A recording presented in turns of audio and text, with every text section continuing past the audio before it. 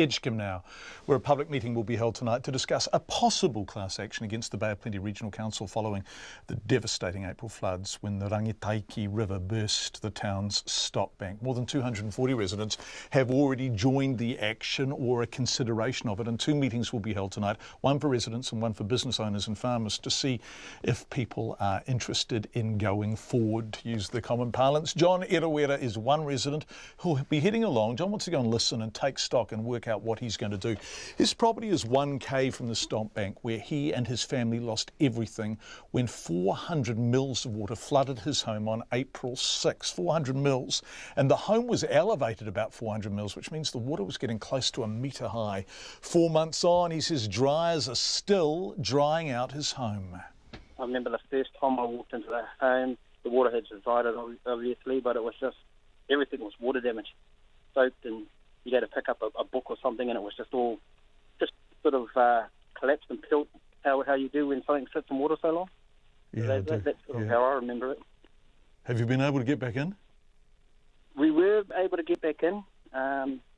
Once we did get in, we tried to salvage as much as we could, but nothing was salvageable, unfortunately. And so you lost your contents. You lost basically everything inside the house. We lost everything inside the house. Now, I mean, that's part of it.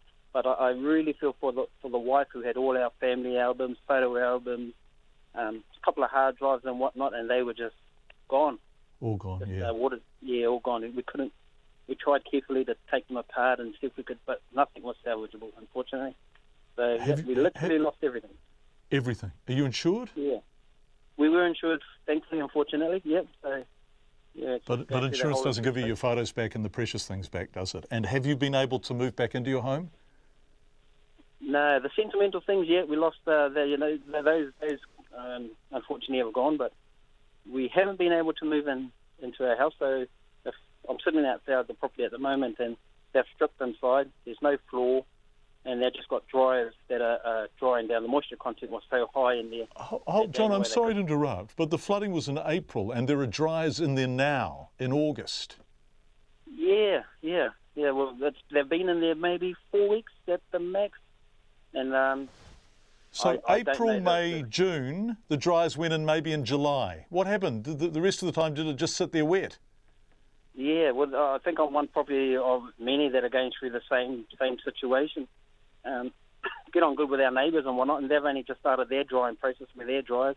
Whether there's a lack of dryers, or I'm not too sure what the reasoning was, but yeah, so that's where we are with the dryers and whatnot.